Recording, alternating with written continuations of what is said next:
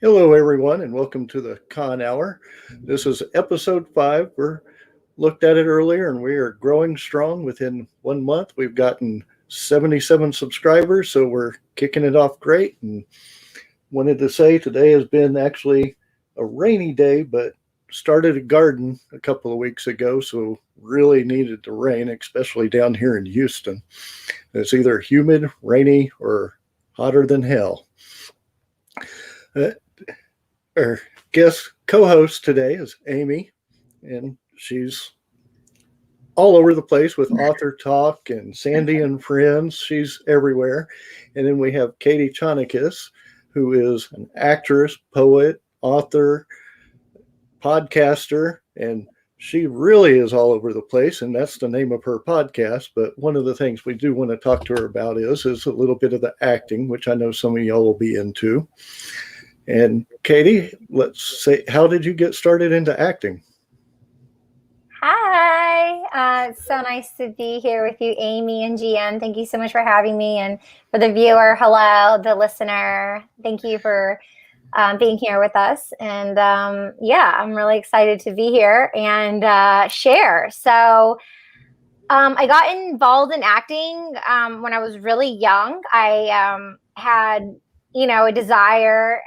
It was just a calling. Like I always knew I wanted to be involved in acting. I loved making other people feel good. I loved entertaining people. I loved being like the class clown. I loved being the center of attention and just making people laugh and have that giddy feeling. I really just held on to it at a really young age. And I got involved in Michigan, where I'm from. And I was doing like local promo modeling jobs. And then I landed some commercials. I got, quote unquote, you need a speaking role to be SAG in the union, Screen Actors Guild, which is now SAG-AFTRA. Or you need 3 Taft-Hartleys, which means you're on 3 union projects that are non-speaking. And I had 2 when I went to California. And then I knew one person, and all you need to know is one person. And that one person I really didn't even know well. He is from Michigan, from Cuba, but grew up in Michigan with his mom, Gordon Michaels. And he had a weekend seminar for acting, and someone told me about it. And I only could go for one day because the other day I was like booked on something. And but he I negotiated as a kid, and I negotiated and prorated to be only able to pay for one of the days. And then I went there and I met him, and he's best friends with Dylan McDermott, and Dylan McDermott's amazing actor, and they went to the neighborhood playhouse together.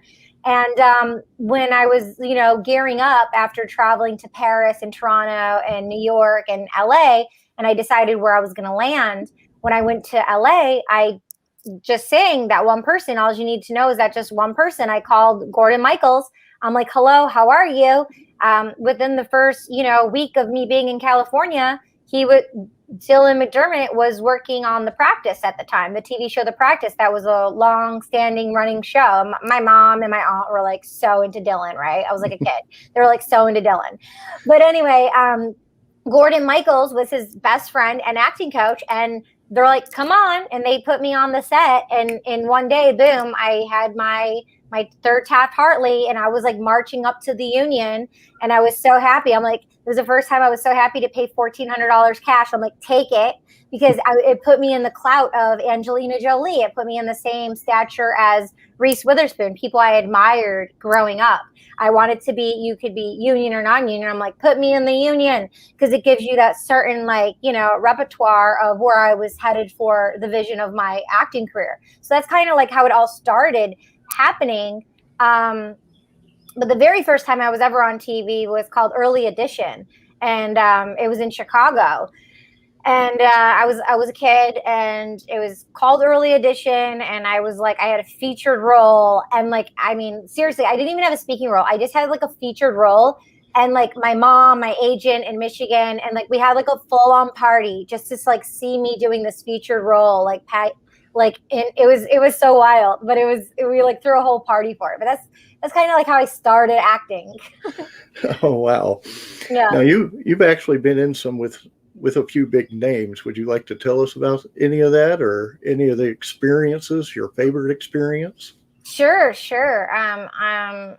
I've had the grand pleasure to work with Morgan Freeman in Bulgaria. They were doing tax incentives, and so a lot of films at the time were being shot in Bulgaria. Like now they're shot in Oklahoma and New Mexico and different places. But Morgan Freeman was like pretty iconic and epic to work with. I worked with De Niro and Pacino on Righteous Kill, and that was like the first time they ever worked together since like the movie Heat or something. And it was to work with them, and they were I was in the same scene with them. It was really cool and really epic. And as an actor, it's not only about like talking, but as humans, it's about listening and being a great listener. So like I had this like synergetic moment with Al Pacino when I was in the scene working with him, and like it was off book, and he was like, what, like that, and I felt like he was like this seasoned actor like throwing me a bone to see if I was like in it, like listening, if I was gonna like react and respond, or if I would have been like thrown off. But I was like in it. I was just like, what's up? Like, you know what I mean? It was really, really cool. Gary Sinise was awesome to work with in CSI New York. It was probably like my first like my first cherry role. I actually played Juliet from Romeo and Juliet. It was a circus act, and I was on set working with him for a while. We were like hours on hours, just, back and forth with one another, long shot, medium, close up, all those things. And he just like told me like one of the best compliments of my whole entire career. He's like, you're a very soulful actor. That's what he told me. Nice. Yeah. Very nice. One of the biggest compliments, I would say. So yeah. And he's one of the people that I admire. I'm one that actually watches CSI and CIS. So yeah, he's one of the ones that I've admired for sure. Yeah, and then like he has like Lieutenant Dan in the band camp. Like you can like Google it. Like he and his friends, they do covers, and it's really big in California in the Valley. And so we went with like the whole cast, like the director and everyone, and it's like a thing. They're all friends, and they go and watch him in this band that he created from the classic Forrest Gump character film that he was in. Well, I know our time is going to be somewhat shorter than usual today because I know you have something, so I want to try to get as much covered as possible. Is there anything, I know that you're also into voice acting. Is there anything you can tell us how you got into that or what you might be in? Here's a story. I was living in Michigan, and I got booked on Marco's Pizza commercial. I was like the 14-year-old daughter, forget about it. And I was on set, and it was a full house that they rented, and it's like all this pizza, and I'm on set working, and they heard my voice. And literally, it's back in the day when they still had fax machines, where they like faxed. They're like, oh, we want to hire you for the voiceover role too. Like my very first job, I didn't even audition. It was just like meant to be. They just like faxed over the contract, and I like sat at the kitchen table, and they put a boom mic to me, and I like did the voiceover spot. That's how I did my first voiceover spot. Like living in Michigan, I was on set. They heard my voice, because what happens is when they do commercials, they do the on-screen people, and then they do the voiceover afterwards. Oh, yeah. So which one do you? And I mean, I know they're probably both equal, but if you had to pick which one that you would, not pick over the other, but kind of prefer, would it be acting like in person or doing voiceovers? Like which one's more fun for you? I guess that's a simpler way of saying it. Which one is more fun for you? I think I think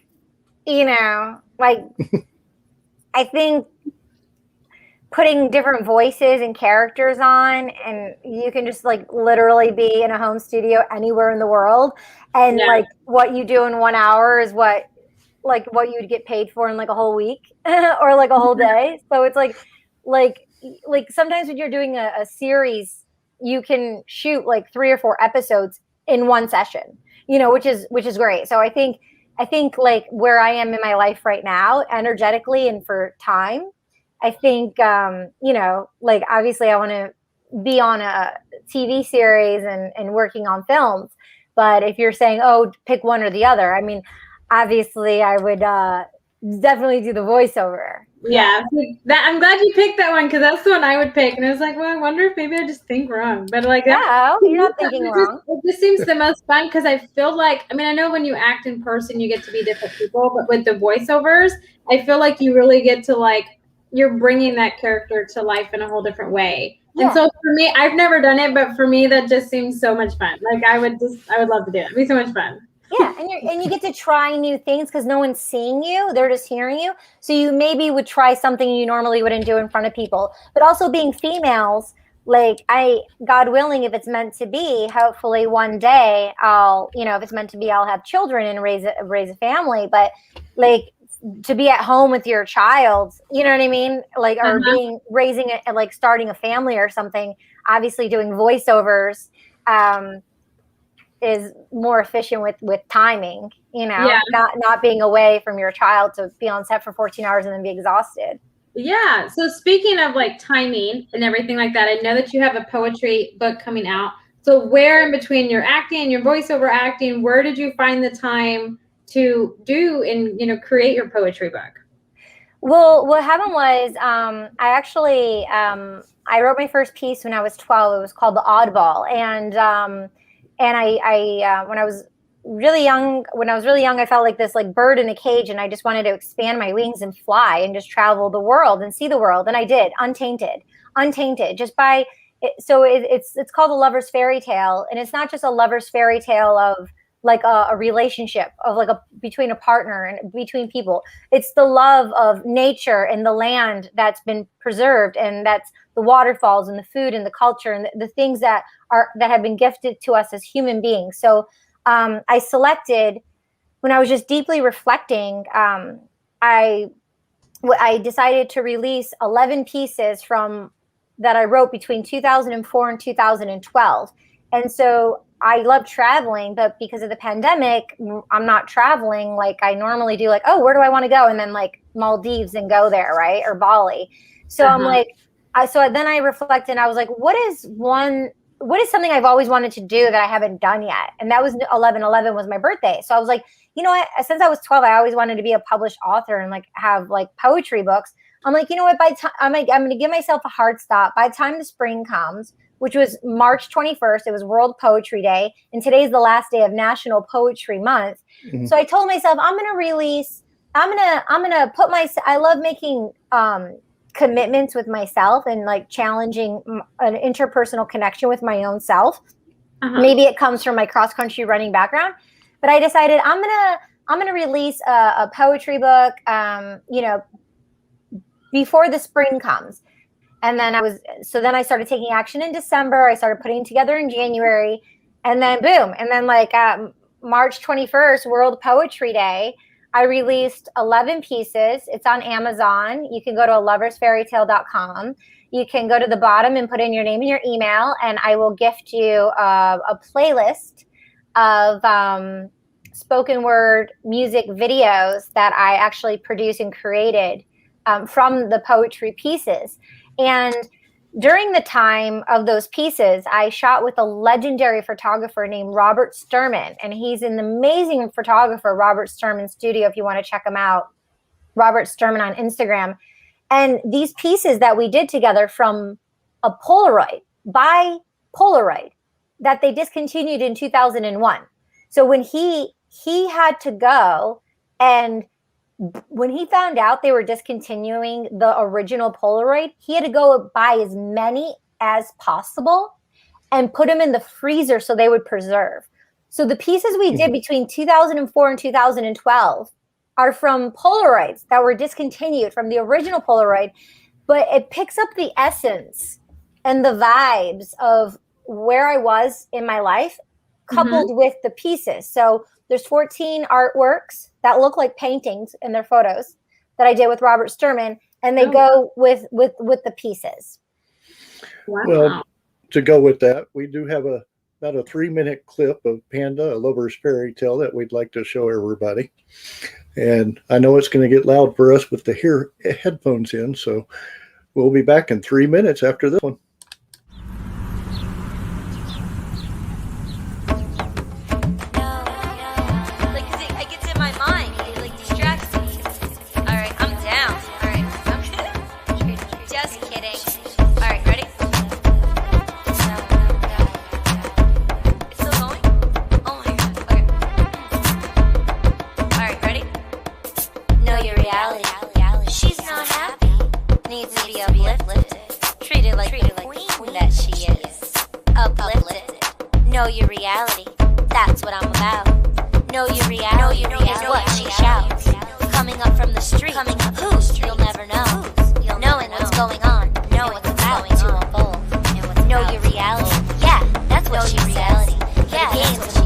knows what she knows best. The way, find what she knows best. Want it, hold it, get it, don't forget it.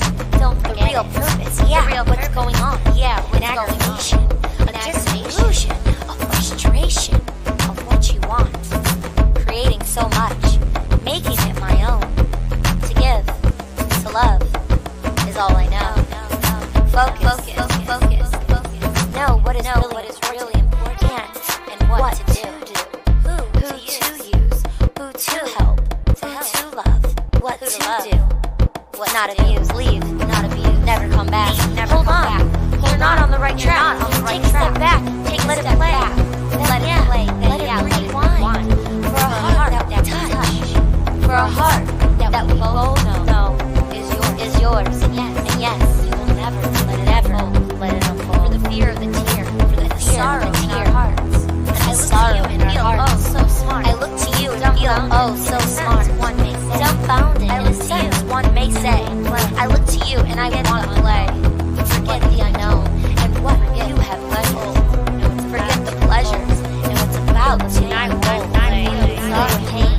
feel the sorrow. Feel what's now. Feel what's now. What may not be tomorrow. May not be tomorrow. Why? Oh why? Yeah. Why? Oh why? I feel you. Oh dear. I look to you and it's ever so clear. My heart for you. I look to you. I look to you for me. I look to you and I feel oh sad. Oh so strong. Sad and oh never ever love.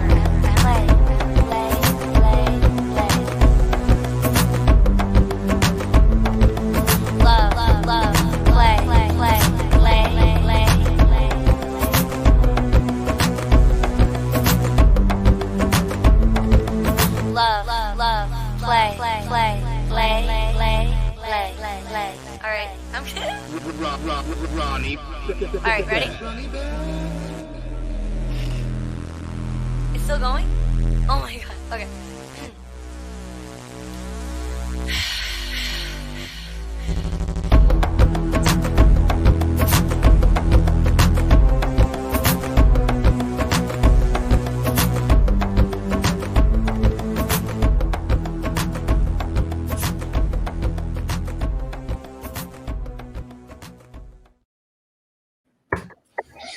Oh, welcome back. Now, is that something, a sample that they can get with they order the book?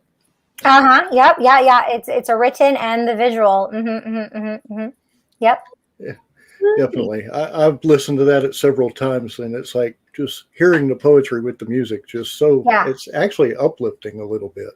Yeah, I mean, I'm just seeing the vulnerability that's happening in my face because I just know the deep pain under it. Like, there's just so much joy and so much beauty, but underneath it all, there's just so much like stuff that, we as humans don't talk about. So that's what I hope to do, just to inspire people when they're reading the words, and putting their own meaning to it. Definitely. Yeah. Ronnie Beck did the beats, and it's very tribal. We're very primal beings, and we get so wrapped up in our head with our 60 to 70,000 thoughts per day, and 90% of those thoughts are negative, according to Dr. Joe Dispenza, the neuroscientist. But if you just get out of our own way and out of our own thoughts, and we just were more in our heart center, that's where those pieces come from. Now, one thing I do have to ask, I mean, we're in here with books. Have you ever considered doing voiceovers for books like ACX or Amazon? Yes. Yeah, I'm on ACX. I just never check the account, and I'm not really. I could do children's books, but I just don't have the patience for it. I think in life there's two things we all get to practice: gratitude and patience. And I love doing my gratitudes, but I definitely need to work on diligently my patience. So voiceovers are fun because like the video games, animation, the commercials, because they're like, you do them and you're done. Audiobooks, like I don't have time.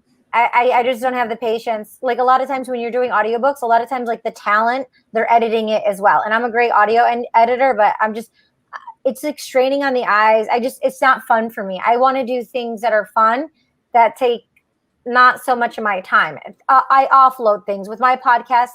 I have an editor who does the audio. I have an editor who does the intro and outro. I have the editor who does the video. Like I just like to talk, and like they do all that other stuff. You know what I'm saying? I like to do the fun stuff. So yeah, like I would do like an audio book for children, and I think with my voice, I would be more suited for that as well. Yeah. Well, that makes sense. Yeah. I could see that. Yeah, like fun, like animated. I could see for like audiobooks, and I mean, I relate with you, and I like doing fun stuff. But at least you know when to delegate things, like you were talking about on your podcast. So I want to kind of jump into the podcast, if that's okay with you, Greg. And I want to kind of see, and then you have so much going on. You are literally everywhere. So where do you find the time to do a podcast and just be as successful as you are? I mean, you're a super successful, you get your hustle on, and no one can tell you no, because you're going to do it. And I love that. I am envious. I totally appreciate that about you. And the patience, girl, when you have kids, it comes. Okay. Trust me, I'm not a patient person. I have 2 kids under 2. 13 Congratulations. What a blessing.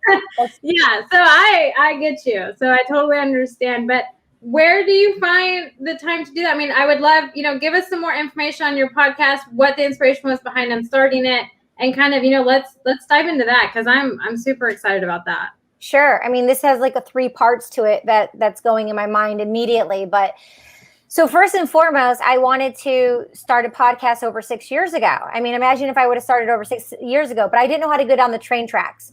Fortunately, I took a stand-up comedy class. When you see my podcast launch, October 29th, 2019, that's when I was in this stand-up class. And a woman in there, Isolde Trachtenberg, she's from Russia. She lived in Michigan for a while. She has the Innovative Mindset podcast. She's a genius, self-published, 6 books, like powerhouse woman, amazing, kind, generous, very giving. And I didn't know how to get on the train tracks. She literally, during the pouring rain, we met, we were in a little cafe, and she just like set me up, and I'm like, okay. And I'm like, let's do it. Let's just publish the first one. And then I started publishing them. The first season I did 22 episodes. The second season I did 22 episodes. Now that I have, like all these episodes out, I'm in season 3 right now. And I'm like, I'm going to take it back, since I have a great platform out there, like a strong base. I'm going to take it back and just do like 13 episodes, like a TV show.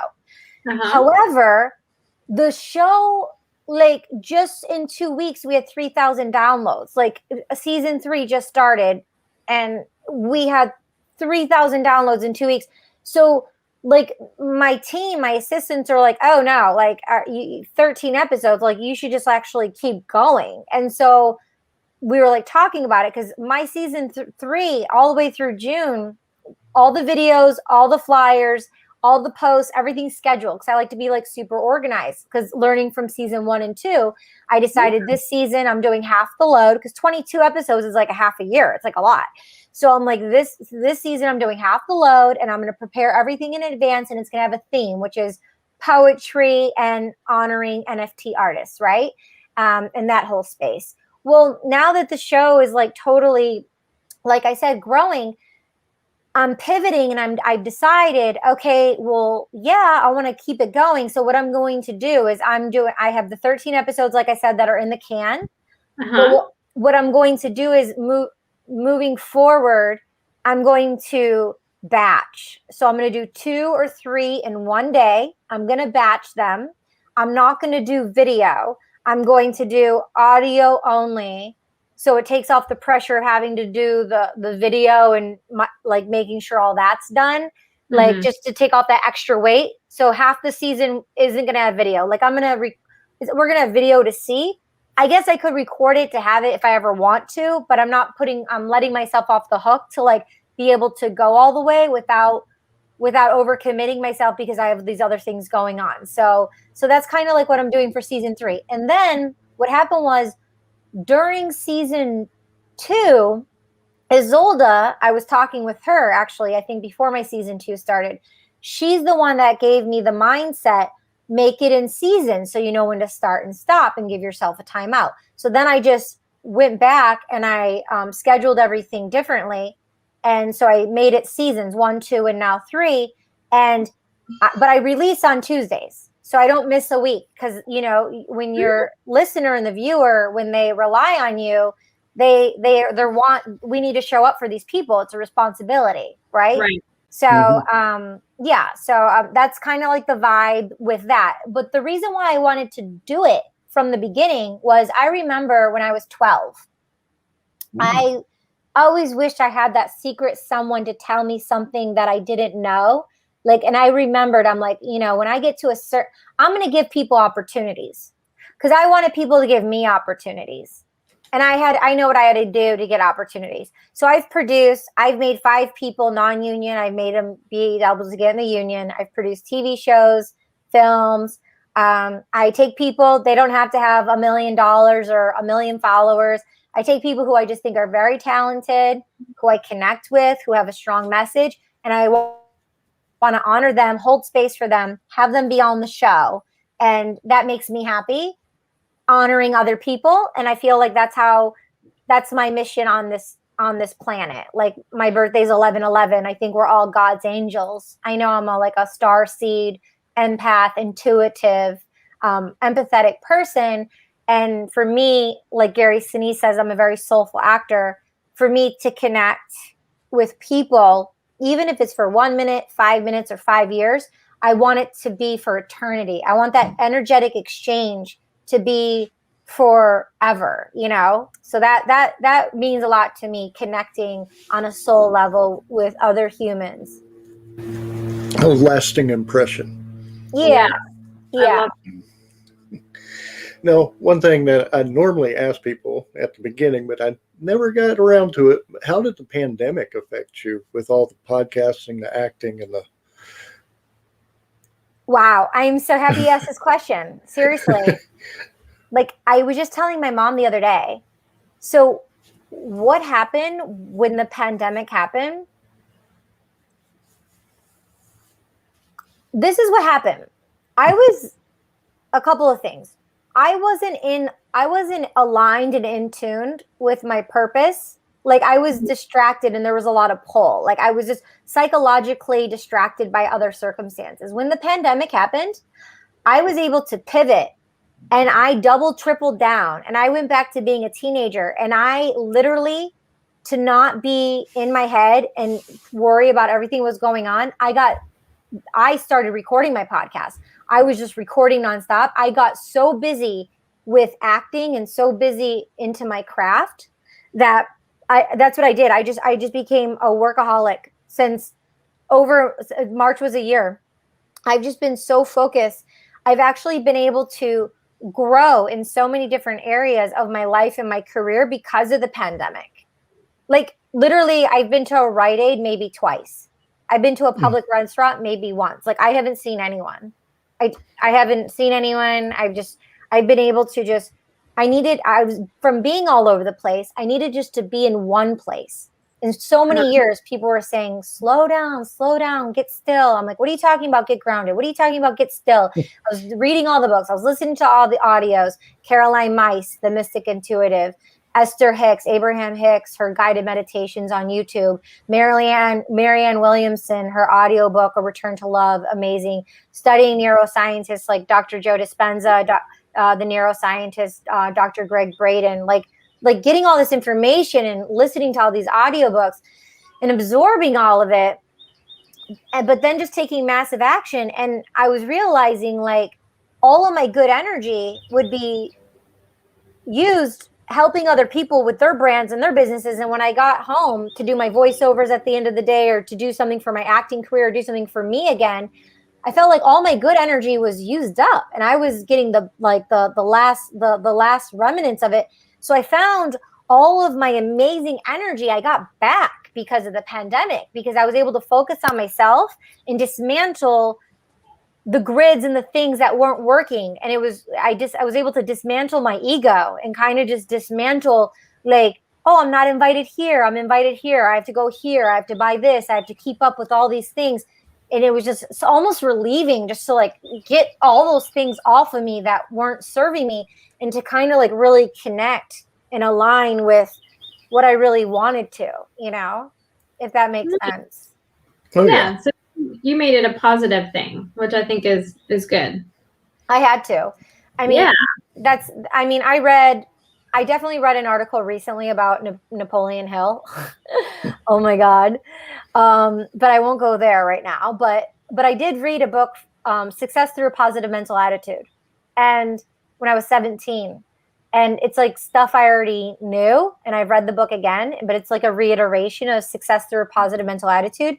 So all this stuff happens, but then always rising to the occasion, no matter what happens, and just always rising, no matter what, like anything, like the worst thing possible, but then always rising for success with a positive mental attitude. So, and I really think, my dad turned me on to cross country running. He was a cross country runner. And so I learned at a very young age about building a internal foundation, about short-term, medium-term, and long-term goals. So it gifted me the foresight to see, the end of the road, not just like what's in front of your face, but get through this short-term thing, get through these daily things, get to a medium spot, for the end goal, right? For a bigger purpose that is outside of me. And running cross country, I learned what you do as an individual affects the whole. So applying that principle to life, what we do as individuals, it's a ripple effect of what happens on the planet,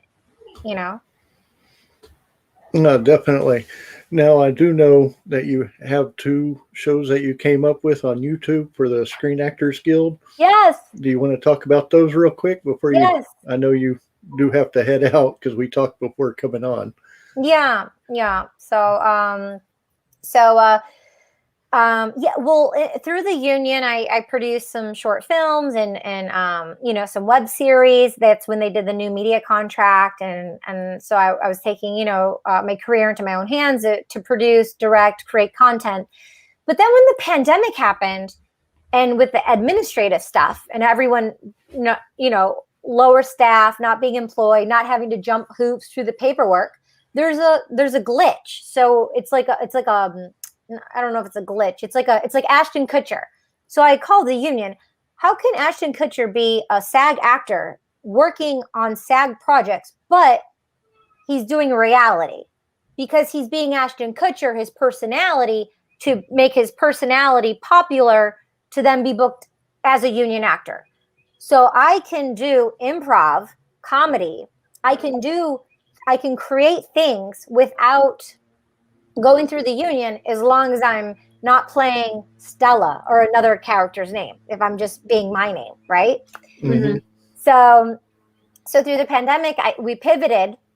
Nikki Scorpio, my music partner and co-creator of our brand production company, we do productions and music, The Sophisticated Psychos. So you can go to The Sophisticated Psychos on YouTube. We're on all music streaming platforms. I'll tell you about the music in a minute, but we pivoted during the lockdown and did couples therapy with our friend who's also a voiceover actor. So we're all utilizing our voices, comedy and improv. And we did an 8-part web series. Season 1, it's on YouTube. It's in a playlist. Season 2 just launched last week.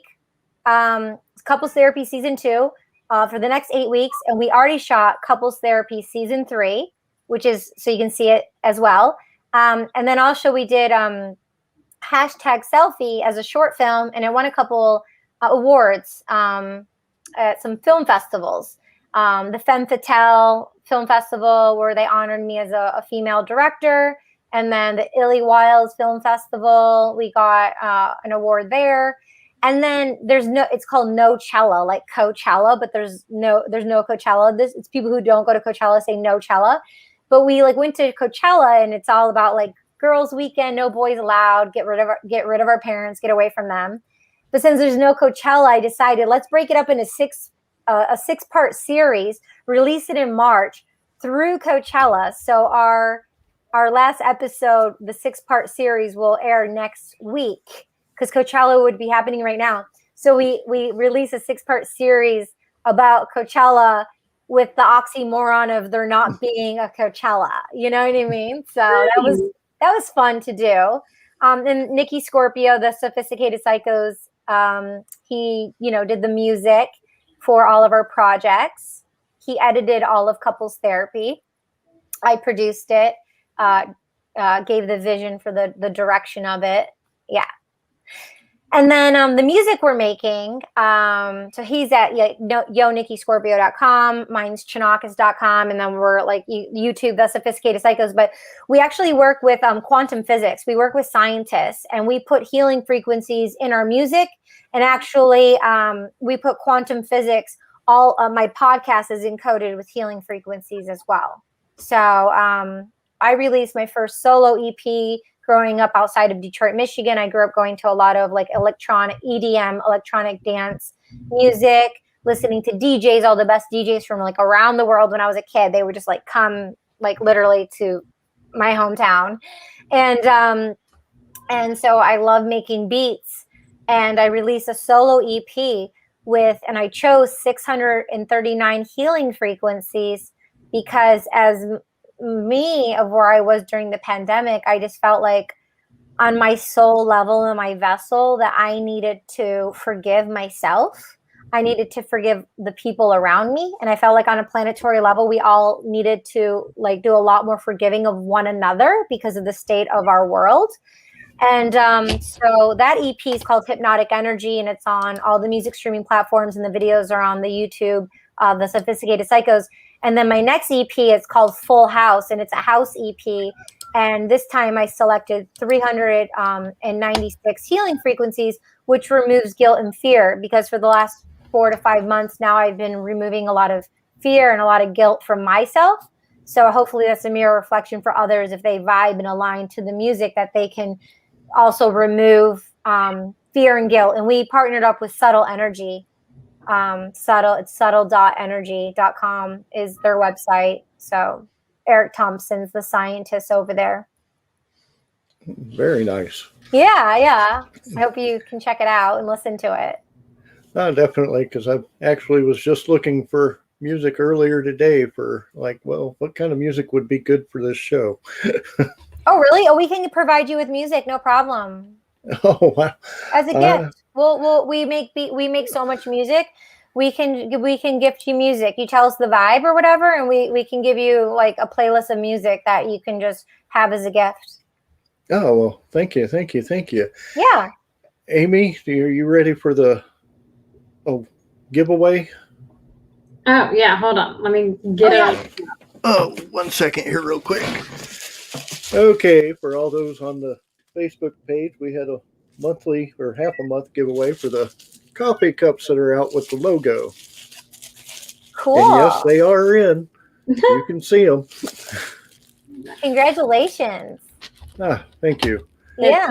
Exciting. Hold on, Greg, because somehow I have so many tabs open. I have to find it. Oh, we have merch too. Chat would have been good, Greg. Way to put me on the spot. I know. No, well, that's where improv comes in. I can just like distract for a minute. Yeah, there you go. Distract. That would be great. When you go to loversfairytale.com, we have merch there. We have coffee mugs and merch from the book. So definitely pick up some coffee mugs, some merch there. I like it. All right, I got it. Need Greg to share my screen. As soon as I see it here. You don't see it? No, I don't. That's okay. I haven't selected for you to see it yet. That's why. Oh, there we go. I'm just messing with you. Okay, let me separate it out. All right. Do you see it now? Here we go. Yep. All right, you ready? Wow. We're ready. Those are all the people on? And his giveaway. For the monthly giveaway. Cool. Ooh, look, Lydia won. Hey, Lydia, you got the coffee mug. I love it. Oh, there we go. I love that monthly giveaway. I want to do that. I love that. That's a good idea. The Wheel of Names is like, I don't know. I'm super nerdy, but I love the Wheel of Names because it celebrates at the end with you and it claps and like, woohoo, confetti comes out. Yeah. Makes me happy. Little things in life. Well, definitely before we go, any words of wisdom for anybody that you want to give? Yeah, I mean, there's so much I could share, but I guess one of the most important things is just to be true to yourself, and allow yourself to go on a discovery of the unknown and, always return to yourself. And even though when you're getting lost in the labyrinth of life and you're going on an exploration, you know, if it feels good, then flow with it. Like Abraham Hicks talks about, like there's upstream and then there's like this. You're either flowing or it's like you're not. So just kind of like stick to that of like if you're actually flowing, or if it's in flow, or if it's like, you know, it's like you're going against the current, then you're not in flow. It's just, it's very simple. It's very this or this, right?